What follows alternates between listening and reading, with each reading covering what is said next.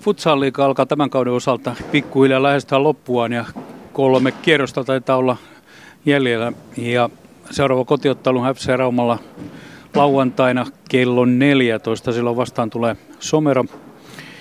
Ja viime viikonloppuna käytiin Tammisaaressa 5-4 tappio siellä, mutta Jesse Wallenius, siinä oli kuitenkin kova meininki ottaa 3 pistettä, eli tyhjien tuli tuo 3 pinnaa, olisi ehdottomasti tarvittu.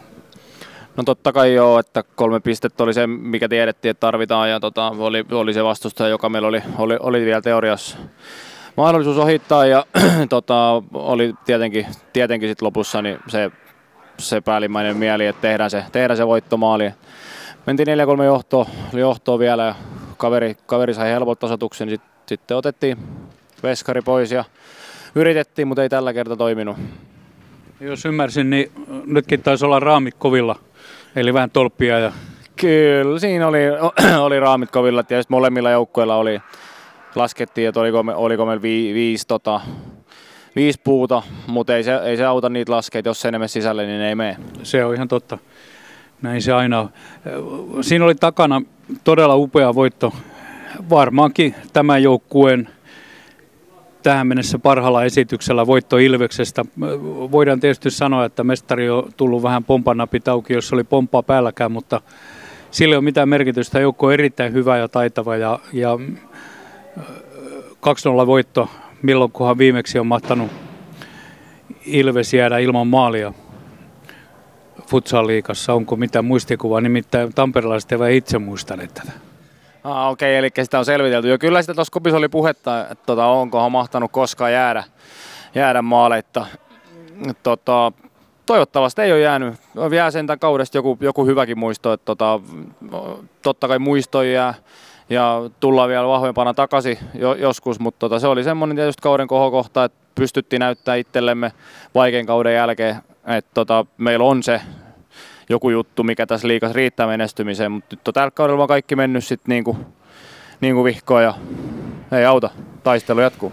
Joo, se on yhden maalin tappion kääntäminen yhden maalin voitoksi, niin se on, kuten sanotaan joukkueurheilussa, se on aika pitkä askel, mutta se on kuitenkin otettavissa ja ehkä se sitten vaatii sen yhden vauhdioton tuolta ykkösestä. Voi olla joo, se nähdään sitten, että totta kai täytyy muistaa se fakta, että mehän tultiin liigaan tosi nopeat tahtiin.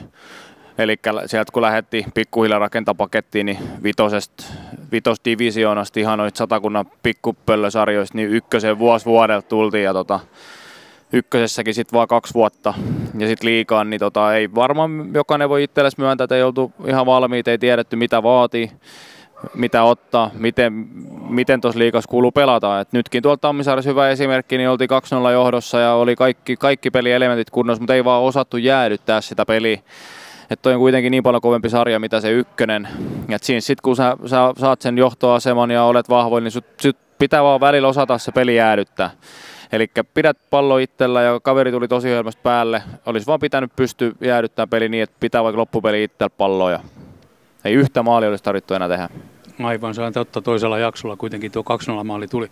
Nyt sitten lauantaina Somero tulee vastaan ja sieltä sitten joukkue, joka myöskin ennen kauden alkua laskettiin näihin päävastustajiin tavallaan. Ja voitettavissa on sekin ryhmä. On totta kai, että siellä vieraspelissä niin oltiin kanssa pelissä hyvin mukana, mutta ei saatu silloinkaan mitään jäämään käteen ja nyt on toivottavasti saadaan vielä tähän loppukauteen niin kopis lyöty sen henki päälle, että kuitenkin taulukossa 17 pistettä näyttää paljon paremmat kuin 8 pistettä. Plus sitten se, että saadaan hyvä kauden lopetus, että jää kaikille sitten sen verran parempi mieli.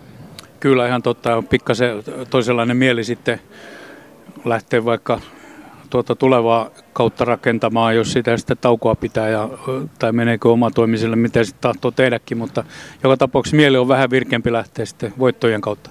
On totta kai tosi tärkeää loppukausi sillä lailla, että vaikka ei pelata enää mistä muusta kuin omasta kunniasta ja siitä, että näytetään itsellemme ja miksei sitten muillekin, että on oikea sarjataso meille kuitenkin vaikeuksista huolimatta, niin pitää vaan asennoitua oikein noihin matseihin ja lähteä voittamaan. Totta kai erilainen tilanne, kun nyt ei ole enää sitä pienintäkään oljenkortta, niin ei ole paineita, mutta ei ole tietysti niin kuin sillä ei välttämättä mitään hirvettävästi voitettavaakaan, mutta itsellesi pitää vaan näyttää, että pärjätään. Se on ihan totta ja ei muuta kuin tsemppiä tuohon täällä on vielä viimeinen kotipeli, sitten on yksi peli vielä sen jälkeen, Tervarit tulee tänne tuohon viimeiseen kotipeliin ja Tervarithan on joukkue, joka on vierassa jo kerran voitettu, niin mikä olisi voittaa vaikka toisenkin kerran. Joo, se on juuri näin. Jotenkin just tuossa kopissa puhuttiin, että on aika jännää, että tosiaan vaan 2 peliä onnistuttu voittamaan ja ne ovat molemmat kuitenkin tuolta Suomen huipulta.